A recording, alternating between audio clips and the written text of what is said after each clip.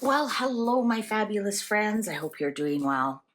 Well, today's whiteboard is going to be about evil. And so you don't have to be scared. What I'm going to explain to you is how evil exists in our world. Now, first of all, if you haven't seen my Antichrist video, please go back and watch that first, and this will make much more sense to you then. All right, so that being said, let's get to our lesson. So, evil. Now, we know evil, it does exist. It does. And so then we have to define, well, what is evil? Well, number one, evil are the seven deadly sins. That's the seven deadly sins is how you create your own karma. I don't know why that happened. You create your own karma. Nobody can create karma for you. You only create your own karma. And like I said in the last video, you are in complete control of your karma. If you feel that you have slipped into some of the deadly sins, perhaps maybe you're drinking too much, so you're more in the body. Maybe you have addictions. That's some of them. Some addictions are mind, and some are body. You can stop your karma by becoming unaddicted. Shopping, for example, is creates a lot of karma, and that's instant karma in debt. I don't know any shopaholic who is not in debt. Also creates karma, and you might lose your marriage, for example. And so the only way out of that is to reverse engineer your karma. Which chakra is unbalanced? Which deadly sin are you? Envy, greed, pride, wrath, gluttony, sloth. Which one am I missing? Lust. Any of those. Now, those create evil in the world. How? Well, perhaps you're lusting for your neighbor's wife. Perhaps you're lusting for your neighbor's vehicle, so you steal it because you don't have the money for it. And when I say neighbors, I mean somebody in your society, okay? Not your exact next door neighbor. So that creates evil because that creates crime. Anything that disrupts somebody else's life is creating bad karma, and that also creates evil. So when you take someone else's life, you have created evil karma for whatever reason that was. Perhaps you lusted them and you decided if you can't have them, nobody's having them, that kind of thing. So it all goes back to the seven deadly sins. And that's, I know I keep harping at that, but if all you do is avoid those seven deadly sins and keep your heart chakra open and be a decent person, you don't have to be a saint, you just have to be a decent person, you will have a very good life. And it's also, we're taught that in Rosicrucian is the middle way. So not only is the middle way the heart chakra, but it also stops you from creating karma, which is, some of the karma is quite evil. I mean, some of the karma is just situational.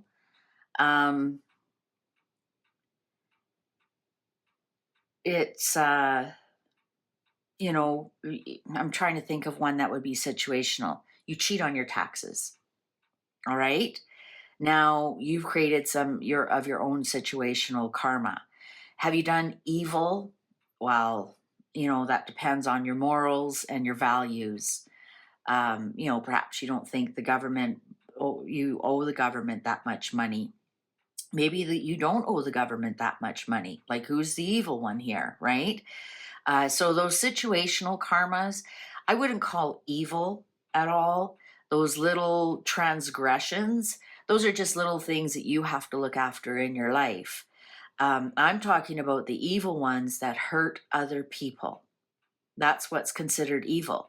And you might think, oh, you know what? So if I steal my neighbor's bike, that's not really evil because I'm not hurting another person. You are, because you're psychologically hurting them. So it doesn't matter if you hurt them in body, mind, or soul. As if you've hurt another person, you've created some evil in your life and in their life too. Now, they can't take on your karma, but you have created an energy of evil. All right. So, for example, cheating on your partner, that has now created an energy of evil that grows and grows and grows. Emotionally, mind. It takes a lot to damage a soul, and I'm going to get to that in a minute. But it really damages your mind. It could damage the body. We've seen many women who have been forcibly made to do things that they didn't want to do, and they become quite obese because they try and make themselves as unattractive as possible. Also makes themselves feel bigger and more powerful, and that I don't even say allegedly, that is well documented by many psychiatrists and psychologists. So you can damage somebody else's body by that's creating evil. Now, are you responsible for that? No. Just like I said, you aren't responsible for anybody else's karma, but you've now created something that somebody is damaging their own body, which is their karma. But you see how I mean that evil grows and grows and grows, and then perhaps that damaged um, mind and body now reproduces, and now perhaps because of what they went through, they're overprotective of their daughters, and then that creates um, a situation where the daughter feels smothered and restricted and whatnot. So as you can see, evil grows and grows and grows and grows and grows. So that's where generally the energy of evil, it starts with one action of one person doing something on somebody else, and then it exponentially grows in ways that you don't see. Perhaps this person becomes an alcoholic, perhaps uh, or a drug addict, or checks out early, right, because of your actions of evil onto another person. Now, the karma that you have because you've created evil is, and I showed you that in the last one, if this is baseline, no karma, and this is positive karma, negative karma, and here you are, you've hurt somebody else. Your karma is way, way, way down here. And it's going to take you. And let's say this person that you hurt, let's say they're over here. Let's say they start to hurt themselves, either in body or mind or addiction or whatnot. And this also drops their karma. So this is attached to this. The more you've hurt this person, it's going to take you much, much, much, much more. Now, I just said your karma, like they don't match, but karma is watching. And what this person has done is it's created negative karma that affects, like it's tied together. That's what I'm trying to say. It's tied together. So even though you might be trying and trying and you're like, what the heck? I'm trying to do my best to turn this around. I served my time. Let's say they did serve their time, and now they've, really trying hard to turn their life around. But they seem to come to a glass ceiling, and it's because this person's karma, this person's energy is still attached to them. There's an attachment there. And that's, you talk about attached. People have, attached cords to each other. So this person has attached themselves to the energy in such that this person now has a blockage. So this is creating another whole energy ball down here. The energies are connecting and growing.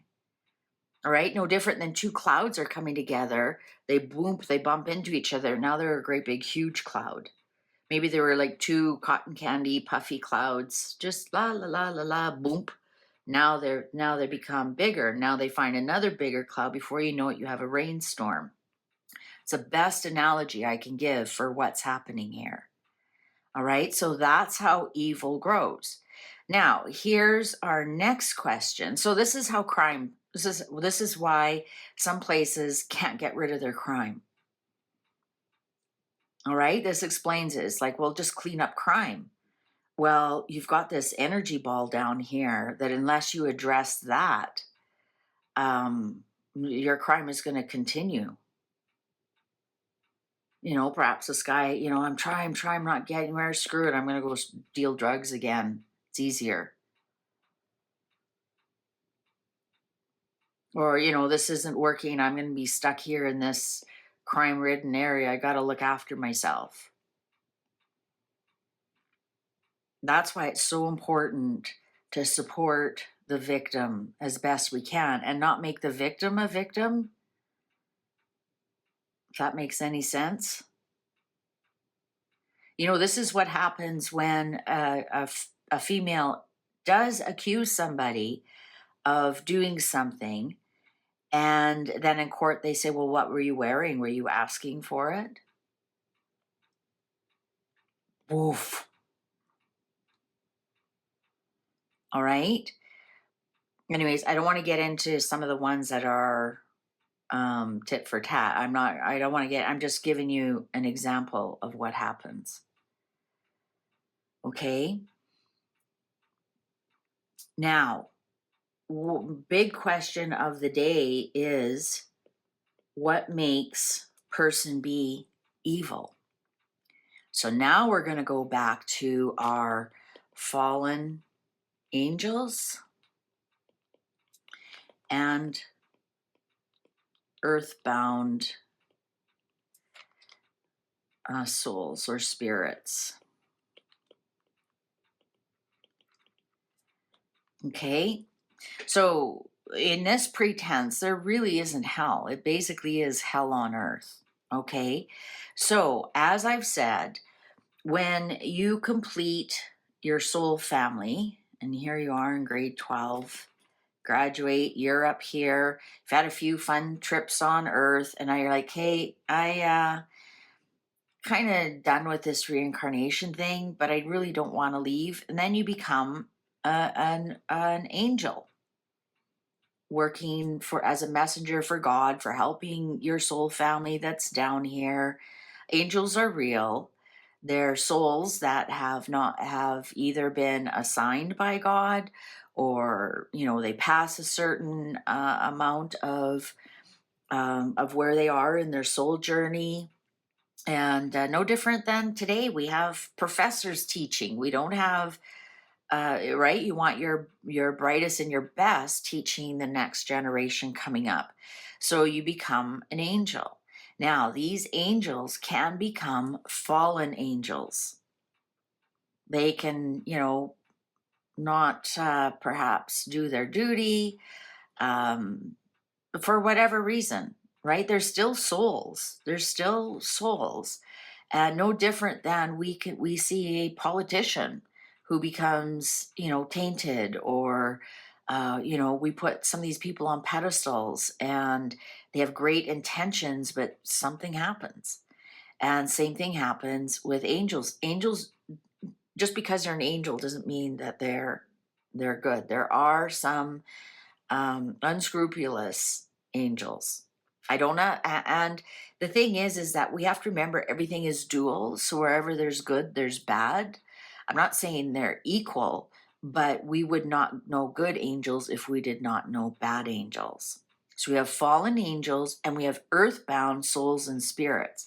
Now, these earthbound souls and spirits, they can also become very angry, very dark energy. And they could just be frustrated that they can't make it home. They forgot how to go home. Perhaps they don't like what's happening to their family here on Earth. Maybe they've just got a shit ton of karma that they can't lift up high enough to get through the sun. There's many reasons. Most of the time is they can't find their way home and they get frustrated and they become angry. So what happens? Here comes, we all are born, as the song says, innocent. But sometimes we aren't. But for the most part, I'll get to that in a minute. For the most part, when you have very deep karma, no different than, remember, there was an angel or a devil on your shoulder going each way. That's what this is. There's some reality to that. A lot of these fallen angels and earthbound souls, they attach themselves to a human being. Okay, they can't take over your soul. You have a soul that is, it takes so much to damage a soul. Like, it's unbelievable how much damage. A soul is so pure and it comes from the sun and it can be redeemed, but it takes a lot, a lot, a lot. And it has happened in the past. And, that's who we start to call the devil or Satan. Um, God wouldn't have made that person that way. That wouldn't have happened. They either have become a fallen angel, an earthbound soul, and or they could be alien. Not going to deny that. They could be. But anyways, to live here on earth, they attach themselves to this person. So here they are, and they're frustrated with life, and nothing's going right, and their karma's really low, and they're really low energy, right? Anything like that is low energy. Anything. As much as you think they're hyper or they do this, I mean, when they show you, movies, and they go into a drug house, everyone's just laying on the couch. They aren't like really doing anything.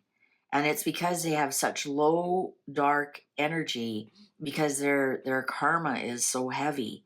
So these fallen angels and earthbound souls and spirits that are evil, like what we call evil, attach themselves because they want to experience life on earth.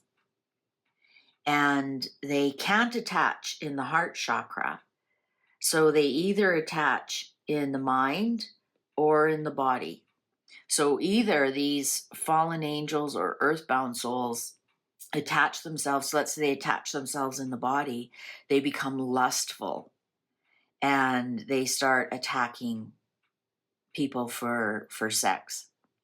They're insatiable. It's beyond human comprehension what they do to other people. They also physically hurt people. Perhaps they become a serial killer, right? They're detached from their heart. Their heart's now detached. It's not overtaken, but it's now, I guess, overtaken. Yeah, their heart is still there because that's your soul. But the other part, the dark parts, are now in charge. All right? It's like voting in a new government. They're now in charge. So if they attach themselves to the body for hedonism, they'll actually run the body into the ground somehow. Or they attach themselves to the mind. And this is how cults work, right? The cults work all through your mind. This also could be like your evil genius or a drug addict. A lot of drugs are body and mind, but most drugs are that you become wildly addicted to are mind drugs, like cocaine, for example, right? That what you don't become addicted to the high, You become addicted to stopping the crash with cocaine. All right. Um, so that's a mind drug. You don't want the crash. Yes, it affects your body, of course. You can. I had a friend, age 39, died of a heart attack because he was a cocaine addict. I know it goes to your heart. Um, Also, there's cocaine bloat. You know, a lot of people get really skinny on cocaine, and then their body repels it, and they get cocaine bloat. They become quite bloated. So I know there's side effects on your body, but most of the time it's your mind. But your mind can also be like that evil genius that wanting to take over power, wanting people's how can I screw people out of their millions of dollars? That's a dark entity that has taken over your mind, right? So that would be like your Wolf of Wall Street, for example. Who is that Ponzi guy? Largest Ponzi scheme in history. I know the name will come to me. That was a dark entity that took over their mind. This is also groupthink. This is group evil. And I'm going to specifically talk about, some religions and cults. You get a group of people that all think the same way, and you've got a bunch of these energies that have affected their mind. So, this is, some religions, especially religions that are extreme. Like they feel like if you don't believe what I believe, I'm going to blow you up. I think you get an idea what I'm talking about. Or they want to take over things, right? They want to rule that area. They want to imply their laws. Well, what are laws? Laws are just made up, human made up things. This is cults. This could even be New Age, to tell you the truth. You believe kind of New Age, when you look at it, really believes in a lot of dark things. Sorry, it does. There's also a lot of grifters in New Age. I can help you get back your ex, for one. We just saw a lady who paid a psychic $50,000 to get back her ex, and now she's asking for a refund because it didn't work. I'm like, at what point did you consider it wasn't working? Another man, $30,000 from a psychic. And I'm not at all painting all psychics like this. I'm just saying this is part of the New Age culture. New Age, just like every religion or way of thinking, there's good and bad. And in the New Age, there's a lot of really dark energy, especially in the manifestation crowd. They'll sell you courses and, attend my workshop, attend my $10,000 workshop. And people have talked about losing, tens of thousands of dollars to these people about, oh, I'm just, my thoughts. And well, if I just keep thinking harder or better, if I just take their next $5,000 course, I'm going to learn their secrets and I'll be a millionaire like them. Well, their secret is they found suckers like you. Sorry, but that's so true. New Age is almost a cult. It almost is. I don't have a lot of space in my life for New Age stuff, which might sound weird because I do crystals and other things, but I do them from a practical point of view, not a woo-woo point of view, if you know what I mean. So what we've got when we have groupthink like this is we have a bunch of these who have attached themselves to a bunch of these. And all of these think the same way and are now putting everything into these people. Now, if you notice, there isn't a lot of body evil, hedonism, except now there is. But in the past, there wasn't. Most of the evil came from the brain, from religions or cults, or trying to rip people off or getting your money, evil genius kind of things, for the most part. as groups, as groups, right? So you think of Jonestown, Heaven's Gate, even Wall Street in some respect, even like I said, in this new age crowd here, the manifestation, the secret kind of people. They did groupthink on all these people. Very difficult to do groupthink on something like, let's get a group together and go terrorize women with our penis, right? Little bit easier to do it on the mind. So that's why it seems like a lot of evil starts in the mind. Evil also can be like online scams. That's all. That's all mind evil. Online scams and hurting people that way. Now, some evil entities, they want to experience the power when using the human body on another person. And that, for the most part, that is, like, you think about it, serial killers are individuals, right?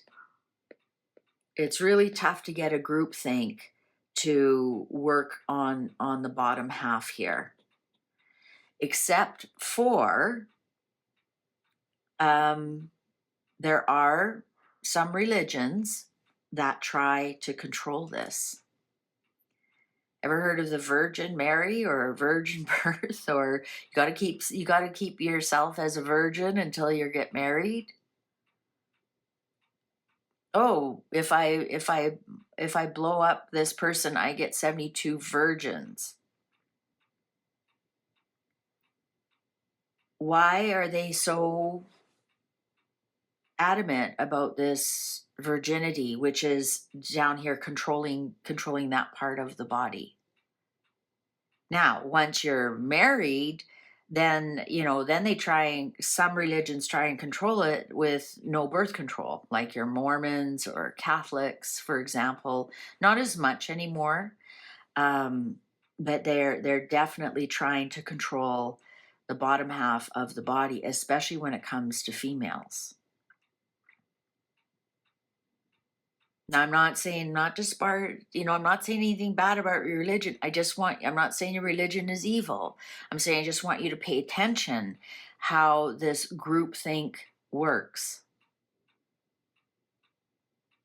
And what's more evil than having desires and urges in that part and being told you're not allowed to acknowledge them?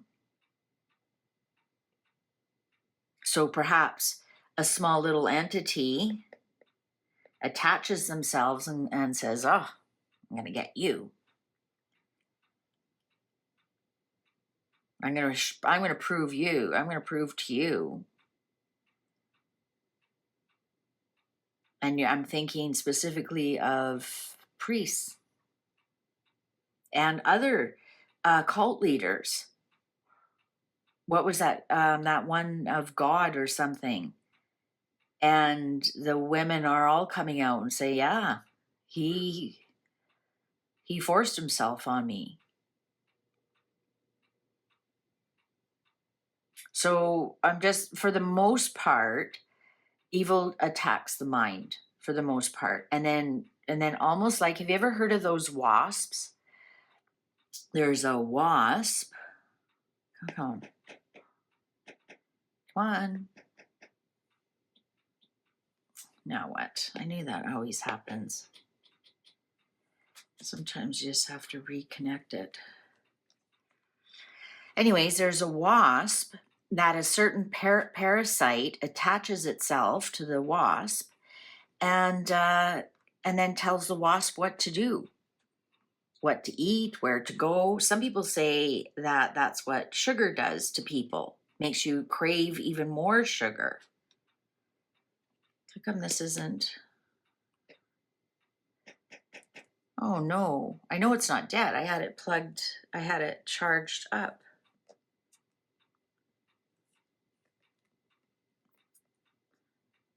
So in some sense, I want you to think that that the evil is like the parasite that these wasps get, And this parasite makes these wasps do things that it normally wouldn't do. Perhaps attack the hive, or go into the hive, and then this parasite can it lays a bunch of eggs inside the wasp and explodes and gets all the other wasps and whatnot. So that's something how this evil works. Oh, I guess it's not going to work anymore. I don't know why. I have no idea why it just stopped. I know it's charged. I know it's attached because look, it right here shows me the pen is attached. Okay. Anyways, see, look at that. Evil's like, shut up, don't tell us how we work. So, fallen angels and earthbound souls that become frustrated and angry and want to carry out some wrath and gluttony and whatnot, they attach themselves to low energy humans. Now, can you protect yourself from them? Or, here's another question. How do they attach themselves? Well, while you're sleeping, or while you're drunk, or while you're high. It's when you aren't paying attention. Or, even perhaps if you're in the hospital. Look at that, the clock agrees with me. Some people, they wake up from the hospital and they speak a different language. I'm not saying that's an evil entity. I'm just telling you how they attach themselves. They don't kill you. You're still there, but they now are ruling you. They're ruling your thought process. They're ruling your body process. Perhaps they make you drink too much, or do too many drugs. But it's when you're low energy. So how do you keep yourself safe from these people or these entities? Well, number one, at night, make sure you're sleeping in a good energy place, and specifically if you are in a hotel. What you do is you just imagine that you have 4 strong angels on each corner of your bed. You just have to, for a split second, angels come guard my bed, and you imagine 4 on your bed, and you'll be fine. That's all you need to do. You can also put yourself in the Teflon egg that I've taught you many times. And specifically if you're going into like an auto writing session, or sometimes if you're doing your cards and you're doing really dark energy, put yourself in a Teflon egg. And that is, I've taught this before. You imagine yourself in this beautiful egg, and it's Teflon, so nothing sticks to it. Nothing sticks to it. And you can decorate your egg any way you want. Mine has diamonds and platinum and a gold tail, gold ribbon. So when I'm in my vehicle, I imagine this egg around my whole vehicle with these beautiful gold ribbons behind me. And I'm always safe. You can imagine your children in a Teflon egg, especially if they're having real difficulties at school, with bullying or other such things. Get them in a Teflon egg. You can put them in a Teflon egg. You can imagine them in a Teflon egg to keep them safe. Children are driving, put them in a Teflon egg. Your husband is driving, back and forth to work, put them in a Teflon egg. But put yourself in a Teflon egg every time you are in a difficult situation. If I'm going into a big crowd, it's shopping, it's Christmas time, which I don't do anymore, by the way. I would put myself in a Teflon egg before I went in, because they hang out there because they're looking for greed. They're looking for the shopaholic, and they can feel your energy is really low because you're a shopaholic. Or casino. They know, they can spot the gamblers a mile away. Because you have low energy, because you're doing something that is against your karma. You're doing something of the 7 deadly sins. Maybe you have lust for money, maybe you have gluttony, some kind of greed. I got to get my money back. Maybe you have envy of people who do win, and they can spot that a mile away. So, I'm not saying don't go to casinos. I go to casinos and I actually put myself in a position I'm going to win. But I make sure I'm in my Teflon egg. All right. I make sure my intentions and my energy are high. So whenever I go to do something, make sure your intentions and your energy and are high. And how do you do that? Well, make sure you're not doing anything unintentionally one of the seven deadly sins. So when let's say you do need a new dress for a wedding or some such thing, don't go in and be really lustful for something that you can't afford, or um, or maybe you've got the intention, I've got to look better than my sister-in-law. Oh, I know, I'm going to buy this dress so I look better than her. Well, that's not good intentions. That's low energy. But if you went in shopping with the intention of, I'm going to find the best dress for me at the best price, and it's going to be so easy to afford this dress, and the universe is going to surprise me with a deal I'll be able to be so excited to tell people about. Can you feel the difference in the energy? How do you think, how can, so you've got your little egg, even if you don't have an egg, it's your intention and your energy will keep them away as well. All right, it's your low energy, and they'll always, and how do you know if one is stuck to you? What of the deadly sins are you consumed with? Is it lust? Are you a sexaholic? Is it gluttony? Are you overeating? Are you abusing your body? Is it sloth? Sloth, you just, and that's different than having no energy for medical reasons, but just sloth, like you're getting by. What about envy? Are you constantly jealous of people? Do you lust your friend's spouse? Like, wow, okay, now you know you have an entity on you. How do you get rid of it? Well, number one is intention. Get away. You'd be surprised. A lot of them just listen to you, like, get off of me. Get away. Another way is, give yourself to bathe often, to be nice and clean and fresh. Eat fresh foods, make your body stronger, lift your energy that way. If you can't afford to eat, fresh organic, or you just simply, other reasons you can't, well, do the best you can with that, but shower every day, clean yourself every day, and imagine this entity going down the drain. Here's another way. If you think you have an entity attached to you, imagine this entity as a bit of a ball just outside of you, but attached by a string. And I want you to take a pair of massive, massive scissors, as big as you can, and you can decorate them too. Like mine are full of diamonds, and me and my diamonds. I'm April. That's my birthstone. I even have a great big diamond here as a visual. Um, I have these massive scissors, and the scissors cut the cord. You have to remember, these people live in the etheric. So when you visualize those things, or you, say to them, leave me alone, get away from me, you visualize yourself pushing, you can even like push them off of you. Another way is to clap your hands until they stop hurting. And when you clap your hands, you'll hear sharp, sharp, sharp, sharp.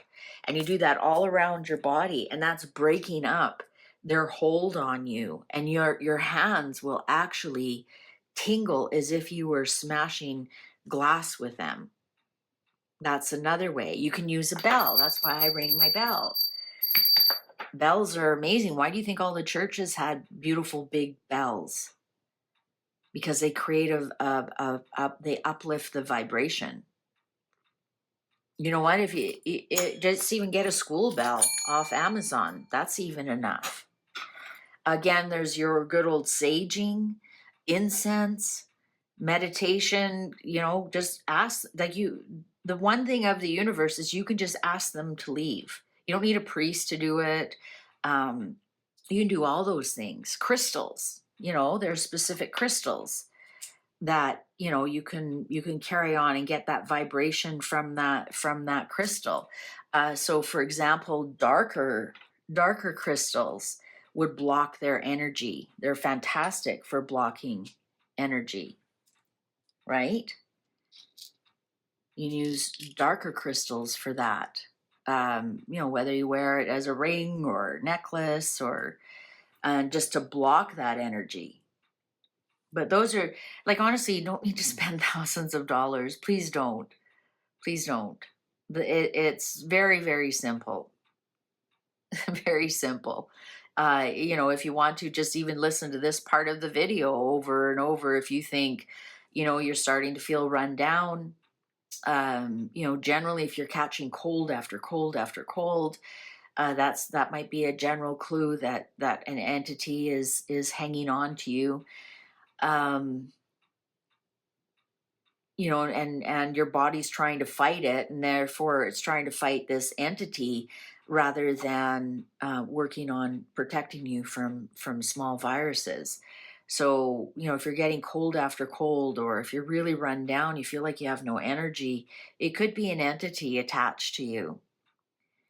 Not all entities provide evil. Some of them just want your energy. They just want to experience life on Earth through a physical.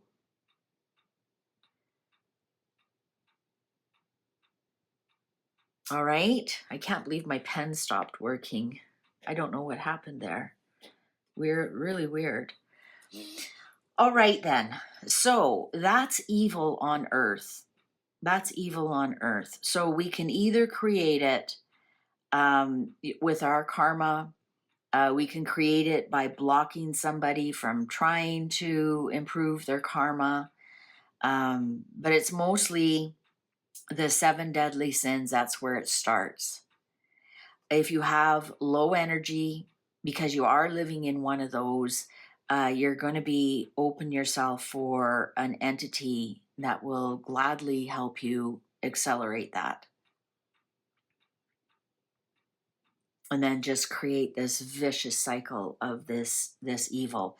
Also, don't forget that a lot of groupthink, religions, cults, New Age, communist thinking, that's huge entity. What do you think happened when they knocked down the Berlin Wall, the communist Russia, our USSR collapsed?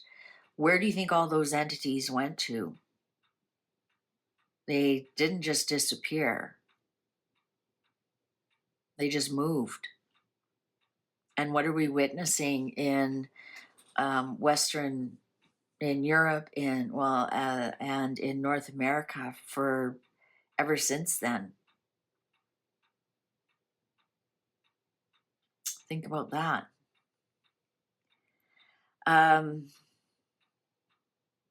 What else? What else? I can't remember. I think that's about it. But just remember, groupthinks are entities that have attached themselves to the brain. Very rarely it'll be groupthink that attaches themselves to the body. Usually body, when it's a body crime, it will be a single entity. Like, you don't see too many group serial killers, right? And those people are true evil. And here's the thing, though, when you execute them, you just release that energy back into the world. What you need to do is transform that energy, whatever it takes. But that lesson's way beyond what this one is. Okay, so those are just a few things about evil in the world. And yes, communism is evil because it wants to control people. Wants to control people's thinking, wants to control people how much money they can make. It wants to control people where they live, what their house looks like, or what you can say, what kind of art you can produce. So that's evil. That's evil. All right. Well, what did you think of this evil? If you don't quite understand it, please go back and watch my Antichrist video. That will explain quite a bit for you. Um, and then maybe you'd understand this a little bit more, a little bit better. Or maybe you just need a refresher to watch that. So that's basically what evil is. Let me know if you have any questions. And I think I'm going to do a big one on Atlantis and autism. I think I found a connection. All right. Thank you very much for watching. YouTube's now going to show you a video you possibly haven't seen. Why don't you click on that? And I'll see you over there. Thanks for watching. Take good care. Bye for now.